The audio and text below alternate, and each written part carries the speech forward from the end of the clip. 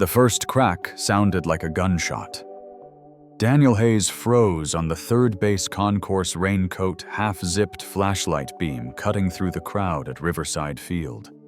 It was the bottom of the 7th Stadium, packed Friday night lights blazing over Dayton, Ohio.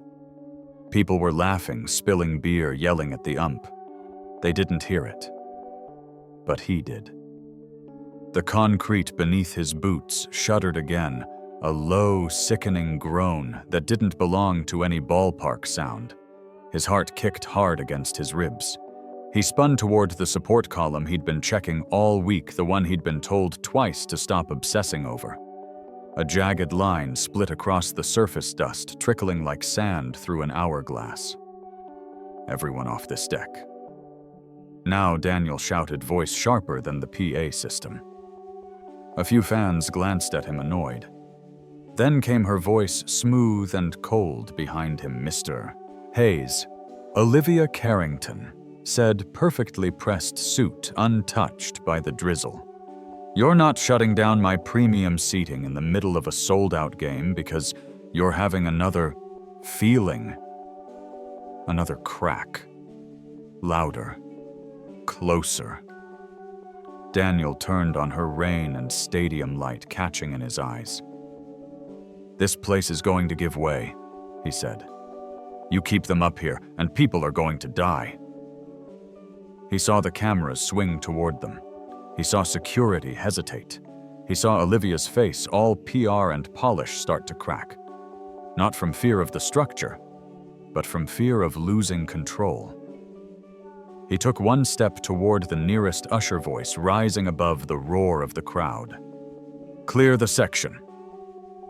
Now, before I go any further, tell me where you're listening from tonight and hit that like and subscribe button if you believe courage still matters in this world. An hour before that crack, Daniel's biggest worry had been whether the nacho cheese pump in section 112 was finally dead for good.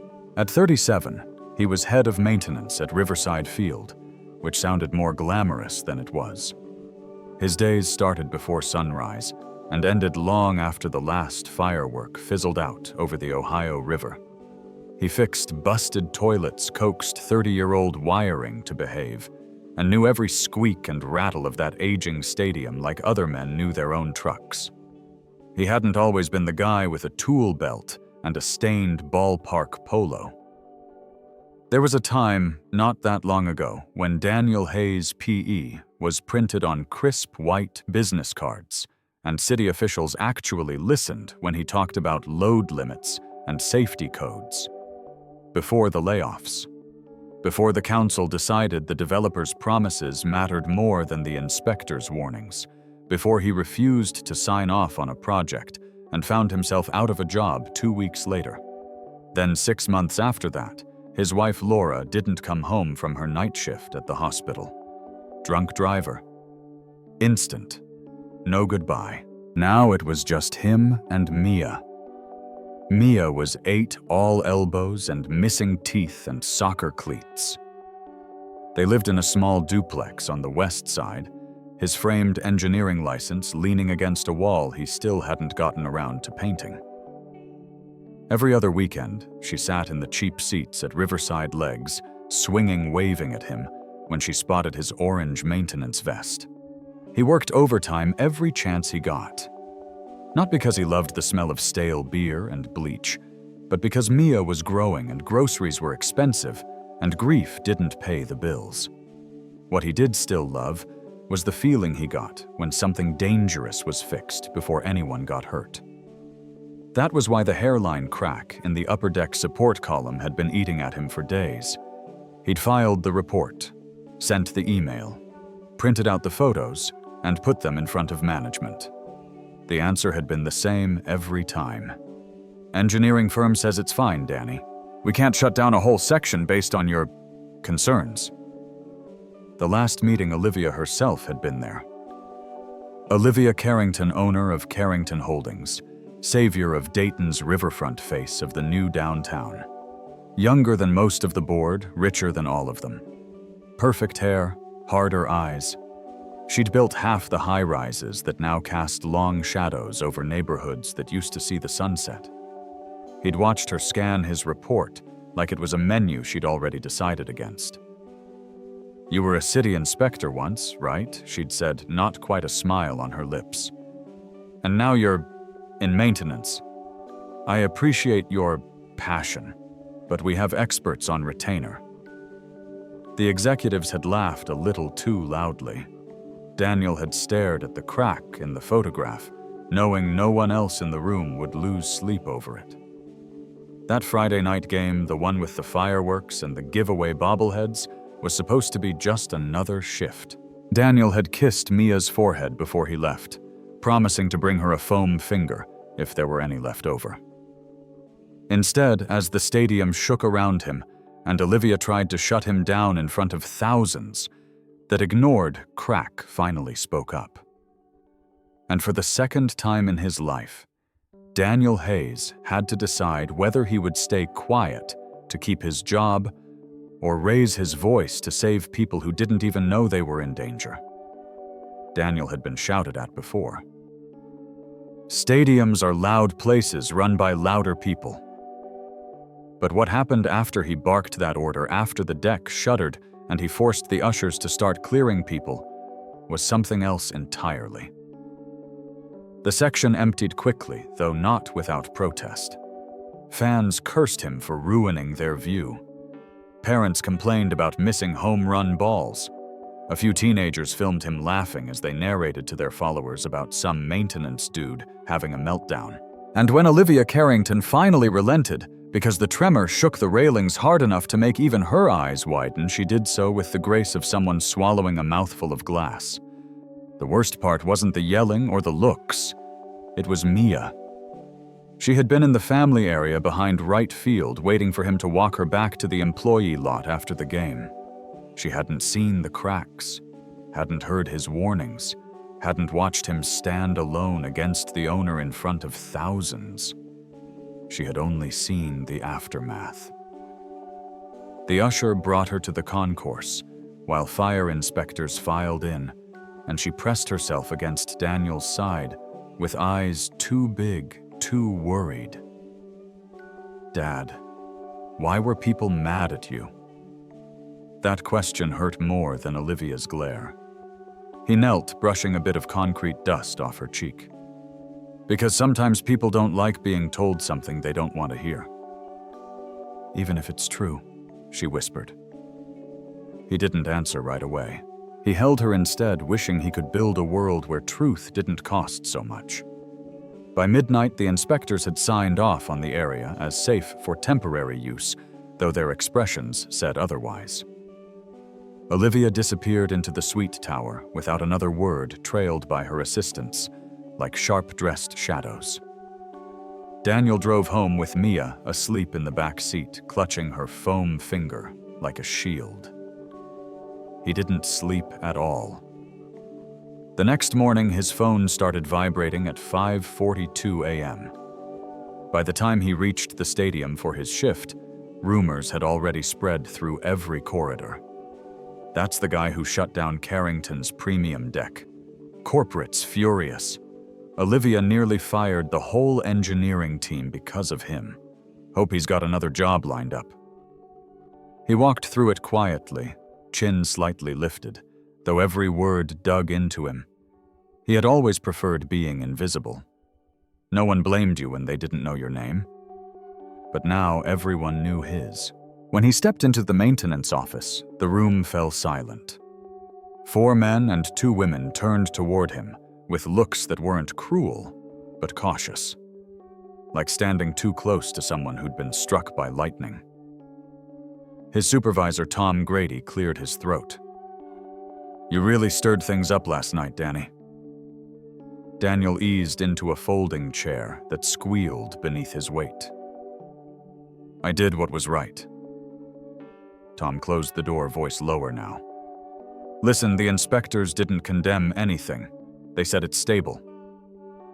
"Temporarily stable," Daniel corrected. "That's not the same thing." Tom sighed, rubbing the back of his neck. "We got an email from upstairs this morning. They want you to adjust how you escalate concerns.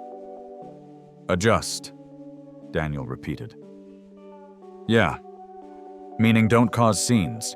Bring things to management before involving ushers, and for God's sake, don't contradict Olivia in public. Daniel stared at him. Are you asking me to ignore safety issues to protect her ego? Tom's shoulders stiffened. I'm asking you to play it smart. You're a good worker. A damn good one. But you're not in charge here. He knew that. He knew it too well. But knowing it and being able to swallow it were two very different things. After the meeting, he changed into his orange vest and headed to the concourse. He had no intention of causing another confrontation. He just needed to keep an eye on that column, the one that wouldn't leave his mind alone. But when he reached the upper deck, a small crowd was gathered. Not fans. Corporate staff. Clipboard carriers. Suit jackets. People whose shoes didn't belong anywhere near a ballpark. And standing in the center of them, dressed in a charcoal coat that looked like it had never seen weather, was Olivia Carrington. She didn't look angry. She looked furious in a controlled, polished billionaire kind of way. Mr. Hayes, she said, without turning, as if she had radar for people she disapproved of. Join us.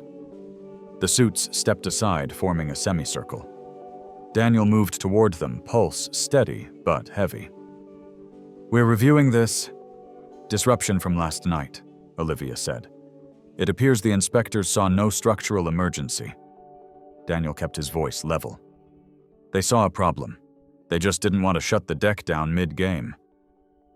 One of the engineers from corporate lifted a tablet. We've run calculations. The load capacity is still within tolerance. On paper, Daniel said. But not when 50,000 pounds of people shift toward the railing during a home run. Look. He stepped beside the column and pointed to the faint line. Except now it was barely visible. Overnight dust and cold air had settled. The crack looked more like an old stain than a threat. Olivia's eyebrow rose with crisp precision. Convenient, she said. It was more pronounced last night. The vibration. Do you have any photographic evidence? Another suit asked. I didn't stop to take pictures while trying to evacuate people, Daniel snapped. Then he forced himself to breathe. Look inside the joint seams. The stress is deeper than the surface shows. The corporate engineer crouched, shining a flashlight, then stood again. It's cosmetic, he said. Superficial. Harmless. Daniel stepped forward. You're not testing the load. You're eyeballing it. There's a difference. The man bristled. I have 2 engineering degrees. I don't care if you have 10, Daniel cut in low and firm. I know structural fatigue when I see it. A hush swept over the group. There it was. The moment he once feared and now expected. Olivia folded her arms. Mr. Hayes, what exactly are your qualifications these days?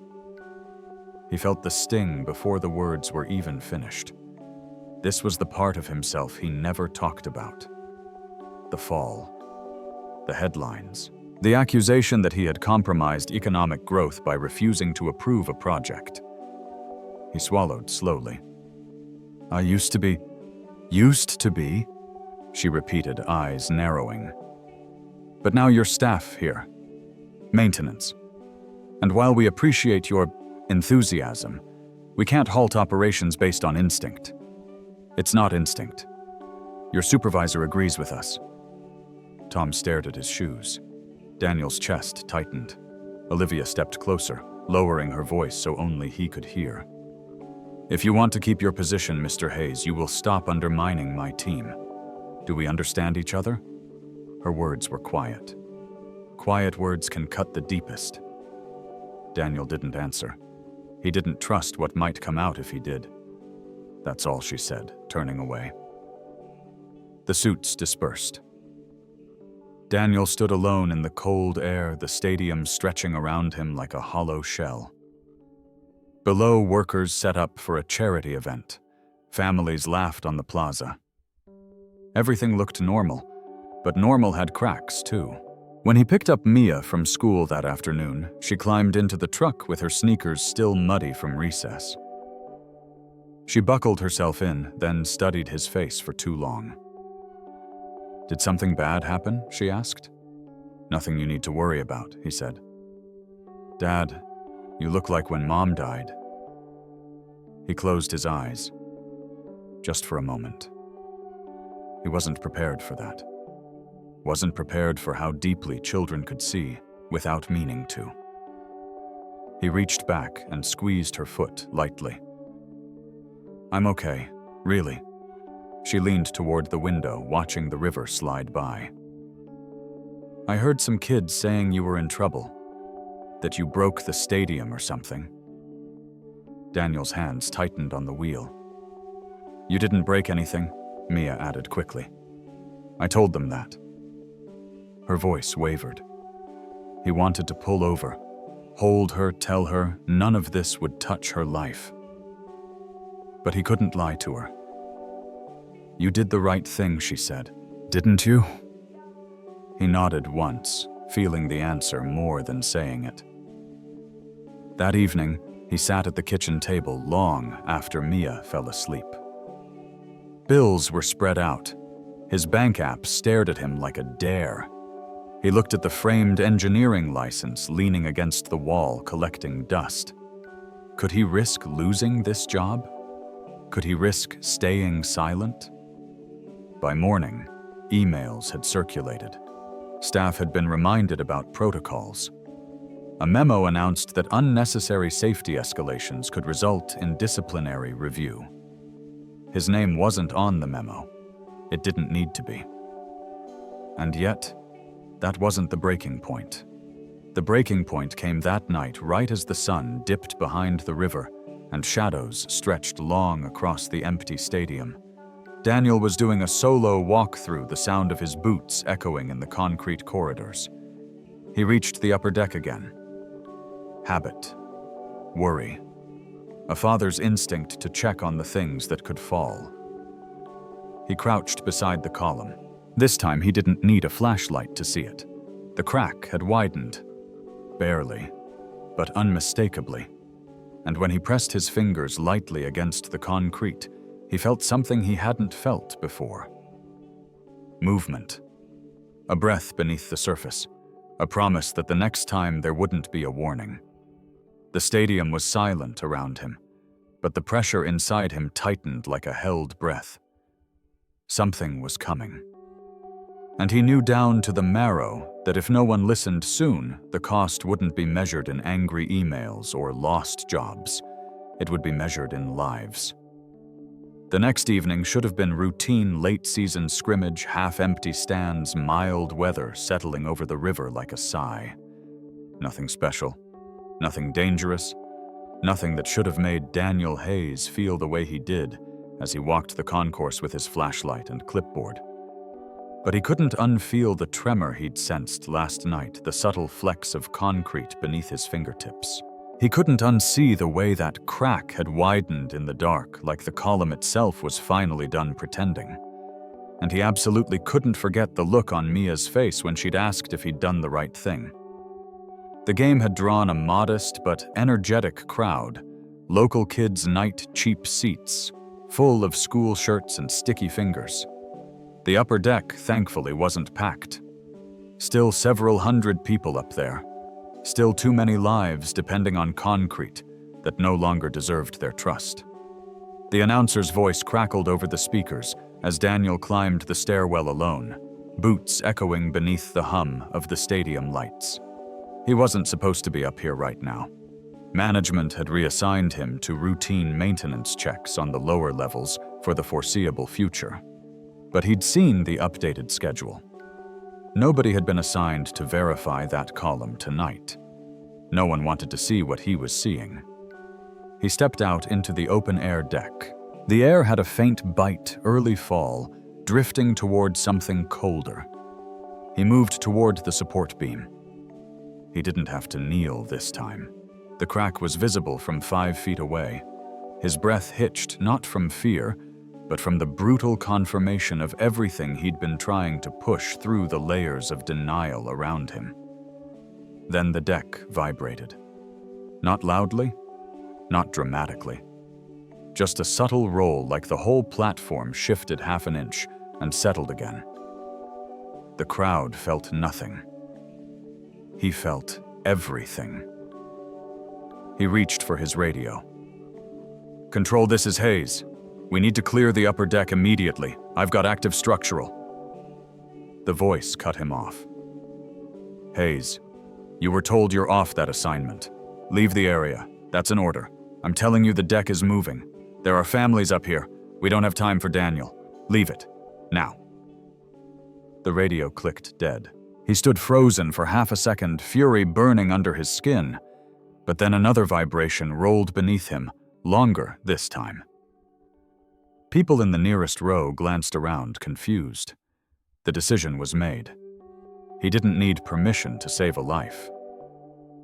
He stormed toward the aisle, pulling the whistle from his vest and blowing hard voice booming over the chatter. Everyone needs to move to the lower level. Now, this is a structural emergency. Move quickly, but don't run. People blinked at him, startled. A father frowned. A teenager laughed. Then a deeper tremor rippled across the deck, causing a set of beer cups to topple. That got their attention. Murmurs shot across the rows. People stood. A mother clutched her toddler closer. But confusion slowed them. No one knew if this was real, if they should listen, or if he was overreacting like they'd heard he'd done before. He moved through the crowd, guiding people, lifting a child over a railing to her waiting mother, ushering families toward the stairwell with steady hands and steady words. Then a sharp sound cracked through the evening air. A shear fracture, fast, violent, unmistakable. Every head snapped toward the support beam. For a split second, the entire deck went weightless. Cameras dropped. Drinks spilled. A section of railing quivered as though caught in a windstorm. Daniel felt adrenaline explode inside him. "Move!" he roared louder than he'd ever shouted in his life. The crowd surged toward the stairs. Panic hit them like a wave. He jumped onto a seat row to be heard above the chaos. "Stairwell 3 is clear. Follow me. Don't shove. Keep your kids in front of you." The deck shook again, harder. A woman screamed. A man stumbled. People began pushing in fear. Daniel leaped down, grabbed a falling child by the backpack, and thrust him back into his mother's arms. "I got you, keep going." The structure groaned, a long, hollow cry that echoed through the metal framework like a warning from deep underground. Then Daniel saw her. An elderly woman stuck 2 rows down, trying to maneuver her walker through the crowd. People flowed past her in waves, and she couldn't move fast enough. "Sir, please." He didn't hesitate. He sprinted across the seats, hopped the railing, and dropped into her row. "Hold on to me," he shouted. Her hands trembled as she clutched his vest. He swept her into his arms and carried her like she weighed no more than Mia did. The deck jolted violently. A cluster of concrete dust fell from the beam. Gasps erupted. People sobbed. Children cried. He pushed toward the stairwell, heart-pounding, lungs burning. When he reached the landing, he set her down gently. "You're safe," he said, squeezing her shoulder before rushing back out. He didn't think. He didn't breathe. He simply moved, because he could still see pockets of people trapped farther down the deck. Students frozen in fear. A security guard trying to direct traffic, but blocked by a jam of bodies, 2 kids separated from their father crying near the railing. He ran straight into it. Every shake of the structure was a countdown. Every person he guided out bought another second of life. And somewhere in the back of his mind, through the roar of panic and the groaning concrete, was another sound, Mia's voice asking if he'd done the right thing. This moment was why he had to. There was no one else who would step into this kind of danger willingly. No executive, no engineer with a tablet. Certainly not Olivia Carrington, who valued optics over truth until reality broke through the facade. But Daniel Hayes had built his life on the belief that people deserved to go home safe. That children deserved to grow up. That ordinary men could do extraordinary things if they chose to act when no one else would. He spotted the two crying kids and dropped to his knees. "Hey, I'm with maintenance. I'm going to get you to your dad, okay?" They lunged at him, arms around his neck. He lifted them both, one on each hip, and pushed forward. The nearest column groaned again, a terrible bending wail. He didn't look back. A security guard met him halfway down the aisle, eyes wide. "You're insane, Hayes. Get out of here. Not until the deck's empty." And then, the loudest crack yet ripped through the night. A section of the upper joint splintered, sending down a shower of dust and small chunks of concrete. A metal bolt shot loose and skittered across the floor. Screams filled the air. Daniel shoved the two children into the guard's arms. "Go!" The guard obeyed, running toward the stairs. Daniel turned back. One last group remained, a father trying to help his pregnant wife over the seats. She was struggling, breath hitched, unable to move quickly. He sprinted toward them. "Take my hand," he shouted. The father grasped it instantly. Daniel braced his legs and pulled, hoisting the woman upward as gently as speed would allow. She cried out, but he didn't let go until she was firmly on the aisle. "Lean on me," he said, guiding her step by step, as the deck trembled again violently enough to rattle the seatbacks. They reached the doorway just as a deep, thunderous crack roared across the entire upper deck, so loud it swallowed every scream. He shoved the couple through the exit. And then, silence. Not around him. Inside him. Because he realized he was the last person on the deck. The entire structure seemed to sag by a fraction, just enough for any trained eye to know what came next. He dashed for the stairwell, but halfway there the door burst open. "Daniel." A voice he didn't expect. Olivia Carrington. Her face was pale hair, wind-tossed. Her suit jacket gone. A security team trailed behind her. Her eyes reflected something he'd never seen in them. Fear. Not for herself. For him. "Get out of there!" she shouted. He sprinted, legs burning the concrete, shivering beneath each stride. The deck gave one final terrible groan as he threw himself through the doorway. The security team grabbed him and pulled him clear. Behind him, the upper deck dropped half an inch with a booming thud, but held barely stabilized by the remaining supports. People screamed downstairs. Sirens echoed outside. Dust drifted like gray snow. Daniel lay on the landing chest, heaving, ears ringing. Olivia stared at him, disbelief etched across her face. She had just witnessed him save hundreds of lives. Her voice came out hoarse. You did that." He sat up slowly. "I did what had to be done." And for the first time since he'd met her, her hardened expression cracked, splitting open to a look of raw, stunned awe. Everything between them shifted in that instant, like a fault line finally giving way. Not from pressure, from truth. For a long moment, no one moved. Dust still drifted through the stairwell, the heavy, chalky kind that settles after something enormous has shifted. Daniel Hayes sat on the concrete landing with his back against the wall, lungs dragging in air that tasted faintly of metal. His heartbeat thundered in his ears, drowning out the distant sirens rising from the street below. The upper deck hadn't collapsed, but it had come close. Close enough to silence an entire stadium. Security officers stared at him like he was something between a miracle and a ghost. Fans who'd fled down the stairwell moments earlier were now peering around corners, whispering his name.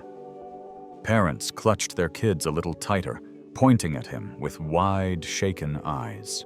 He wasn't used to being looked at. Definitely not like this. Olivia Carrington stood the closest, still breathing hard strands of hair loose around her face. She'd run into danger after him. Daniel couldn't decide if that made her reckless or brave. Maybe both. When he finally pushed himself to his feet, her voice trembled not with fear, but with something that sounded like disbelief. "You saved hundreds of lives tonight." Daniel steadied himself on the railing. "The deck isn't safe. It hasn't been for days." "I know that now," she said, her voice breaking for the first time since he'd met her. "I should have listened." Behind her, the head of security approached, eyes wide. "Hayes, how in God's name did you know it was that bad?" Daniel opened his mouth, but the answer caught in his throat. Because he knew exactly how he'd known. He'd been ignoring it for months, burying it under the long nights and the routine shifts and trying to be a present father while pretending he had left his old life behind. But the truth lived in his bones, and tonight it had torn itself free. He swallowed hard. Then he spoke quietly. "I used to design structures like that." The stairwell went still. Olivia blinked. What Daniel took a breath. The truth tasted strange, like saying it might wake up a part of himself he wasn't sure he wanted back. "Before I worked maintenance here, before the layoffs, I was a structural engineer, city certified, state certified. I reviewed plans for every major development along the river." Silence fell in a deeper way now, as if everyone understood this was no ordinary confession. "I flagged a high-rise project 3 years ago," he continued, voice steadying. "Told the developer the foundation specs were wrong, that the supporting columns were misaligned, that the project wasn't safe." He rubbed his thumb along the seam of his vest, grounding himself. "They told me I was being dramatic, told me I was holding up progress. Then they pressured the council until I got pushed out of the department altogether." Olivia's eyes sharpened with sudden comprehension. "And that's why you left engineering." "That's why I was fired," he corrected softly. "I wouldn't sign off on something that could collapse." Faces shifted around him. Security guard staff members, even a few fans who'd lingered on the stairs. Shame flickered in more than one expression. People who had joked about him earlier. People who'd assumed he was just a stubborn maintenance guy who didn't know his place. Now they saw him differently. Olivia's voice dropped to a whisper. "You tried to warn them then, just like you tried to warn us now." He met her eyes. "This time I wasn't going to let anyone die because I stayed quiet." A tremor not from the stadium this time, but from emotion passed across her face. Paramedics arrived on the stairwell landing, checking Daniel over. They brushed dust from his shoulders, shined lights in his eyes, asked if he knew what day it was. He answered automatically, but his gaze stayed on the doorway to the upper deck. Because for the first time since the tremors began, he felt terror not for the collapse that almost was, but for what it meant that it had happened at all. He wasn't the only one who understood the implications. As emergency crews swarmed the scene, Olivia stepped aside, making a quiet call. Daniel recognized the tone, the same one she'd used in board meetings he'd overheard from the hallway. Controlled, measured, strategic. Except this time it wasn't armor. It was responsibility. Within minutes, high-level city officials arrived, fast walking through the concourse with uncertainty etched on their faces. When they spotted Daniel covered in dust, shirt-torn vest streaked with grime, they paused. Everyone approached him. Not Olivia, not the fire chief, not security. Him. "Mr. Hayes," one official said, removing his glasses with a shaky hand, "you were the first to report the issue. Can you walk us through exactly what you observed?" Daniel blinked. For months, for years even, no one had asked him that question. Not sincerely, not respectfully, not like his answer mattered. He stepped forward, gesturing toward the beam. The first sign was a longitudinal surface crack that widened under stress load. The vibration patterns indicated internal shear failure. The flexure at the joints. Slow down. Another official interrupted gently. Start at the beginning. Daniel did. And as he spoke, the officials listened. Truly listened. Olivia stood aside, watching him, with a look that was equal parts awe and regret. Regret for ignoring him, for silencing him, for dismissing him the same way others once had. When he finished, one of the inspectors nodded gravely. Your instincts were dead on. Your analysis too. If you hadn't evacuated that deck tonight. He didn't finish the sentence. He didn't need to. The paramedics cleared Daniel to walk and urged him to go home, but he stayed until the last fan had left the stadium. Until crews cordoned off the upper deck. Until the late-night air settled heavy and quiet over the river. Only when the adrenaline faded did he realize someone was standing beside him. Olivia. Her voice was softer than he'd ever heard it. You said earlier that you wouldn't let people die because you stayed quiet. But you also wouldn't let yourself stay silent tonight, no matter how we treated you. He stared at the field below, lights still blazing against the empty seats. I'm tired of being quiet, he said. I've done that long enough. She exhaled, and it sounded almost like a confession. I judged you. I dismissed you. I trusted the wrong people, and I questioned the one man who was trying to stop this. He didn't answer. He didn't need to. Olivia turned toward him. Daniel, you're not who I thought you were. He let out a humorless breath. I'm not sure who I am anymore. I am, she said. Her certainty made him glance at her. You're the man who saved an entire stadium, she said softly. And you're the man who once built structures. Not because they were profitable, but because they were safe. Another pause. Then her voice dropped. I want you back in that world. His heartbeat kicked. She stepped closer, not in command, not in power, but in sincerity. Riverside Field needs a full structural audit, she said. Not a quick check. A complete evaluation. We need someone who doesn't bow to pressure. Someone who values lives over headlines. Someone who will say the hard things no one wants to hear. She swallowed carefully, choosing the next words. I want you to lead it. Daniel blinked slowly. Lead it, I'm a maintenance guy. Not tonight, you weren't. There was no arrogance in her tone, no superiority, only truth. He shook his head. The board would never approve it. Her lips curved not into a smirk, but into something almost like resolve. The board doesn't get a vote on this. He stared at her. Daniel, she said, I may have been wrong about a lot of things, but I'm not wrong about this. You saw what even my engineers couldn't. You protected people when those in power hesitated. You didn't just save the stadium tonight. Her voice softened.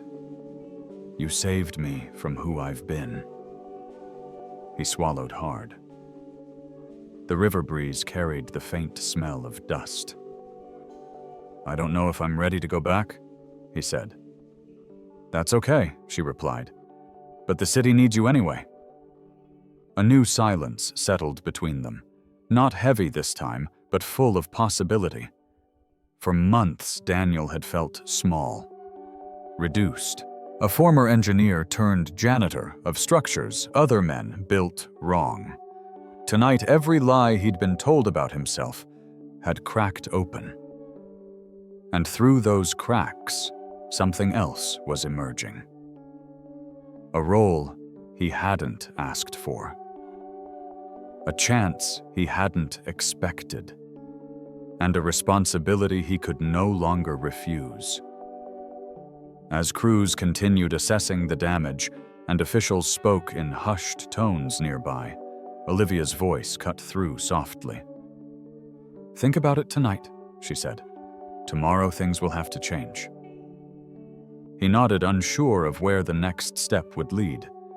But for the first time in years, he didn't feel like he was standing on shaky ground. He felt like he was the one holding it steady. The next morning, Riverside Field didn't sound like a ballpark. It sounded like a courthouse lobby, quiet, heavy, full of murmurs. News vans lined the riverfront. Engineers, inspectors, consultants, and city officials moved across the concourse with clipboards and grim expressions. No one joked. No one hurried. Everyone felt the weight of the near disaster. But when Daniel arrived with Mia's hand tucked in his, conversations stopped. People who'd barely looked at him before nodded with respect. Ushers thanked him under their breath. A few parents came up, tears still in their eyes, and said he'd saved their children.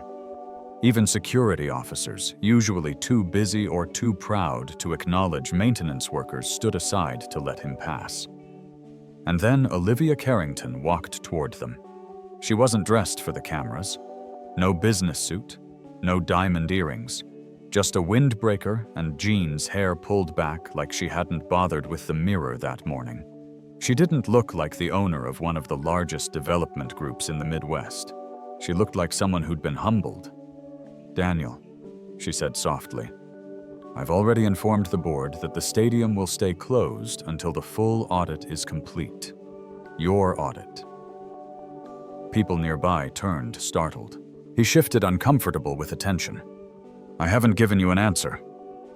"I know. But this place needs someone who won't bend when it matters, and I'm willing to wait until you're ready." Behind her, the head of structural engineering, one of the men who had dismissed him the day before, approached. His shoulders slumped, his face flushed with something that looked like shame. "Mr. Hayes," he said quietly, "I owe you an apology. You were right. We should have listened." Daniel didn't gloat. He wasn't built for that. He just nodded because sometimes humility speaks louder than anger ever could. He expected Mia to cling to him, overwhelmed by the crowd, but instead she stepped forward, small and brave, and offered Olivia a shy smile. "Thank you for helping my dad last night." Olivia crouched, letting her hand rest over Mia's. "Sweetheart, your dad is the bravest man I have ever met. And I've met a lot of people who pretend to be brave." Mia's cheeks flushed pink, and Daniel felt something shift quietly inside him, some old ache softening for the first time since Laura died. Over the next weeks, the audit began. Daniel didn't accept the title immediately. He didn't trust how fast life could turn. But Olivia kept her promise. She gave him space. She let him work. She didn't try to direct or impress him. And the more he stepped into that role, the more structural drawings he marked, the more flaws he uncovered, the more meetings he led with calm authority, the more he recognized a man he hadn't seen in years. His confidence returned slowly, like a limb waking from numbness. Mia adjusted to the change faster than he did. She'd sit with him at the kitchen table, while he reviewed old blueprints, drawing flowers along the margins of his notes, or humming under her breath. Sometimes she'd say, "Mom would be proud of you," in the soft, simple way only a child can get away with. And every time she said it, he felt something rebuild inside him. A month after the near collapse, Olivia asked him to walk the field with her at sunset.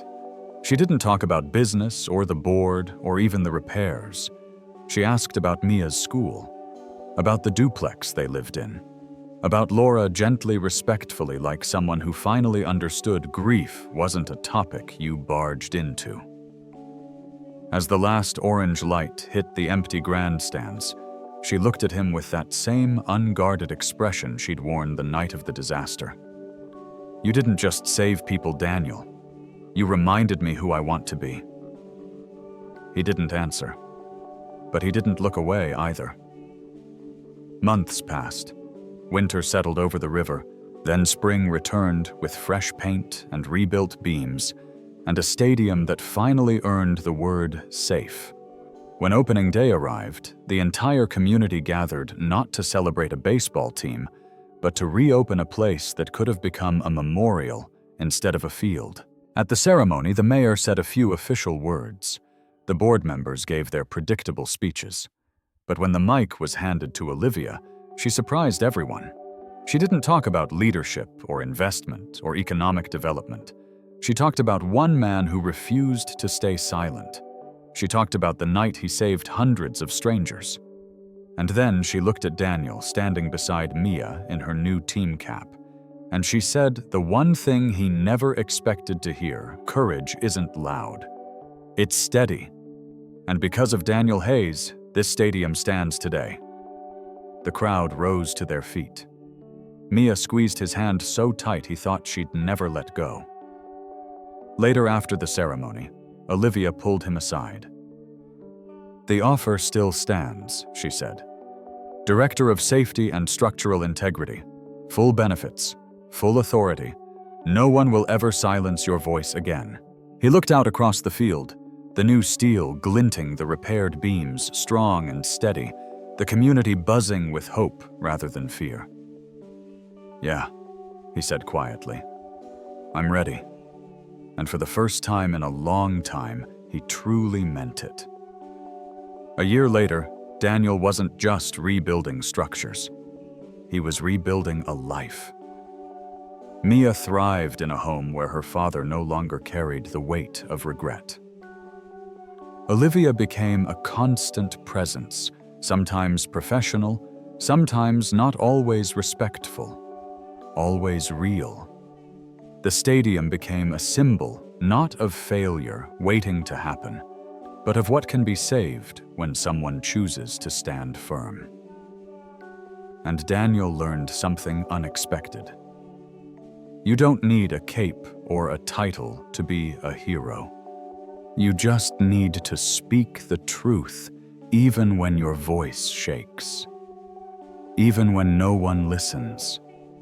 Even when the world tries to tell you that you're small.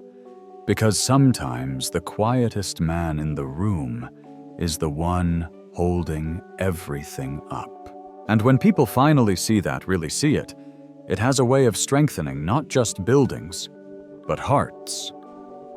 That's the thing about courage. It doesn't just prevent the fall. Sometimes it teaches everyone else how to stand.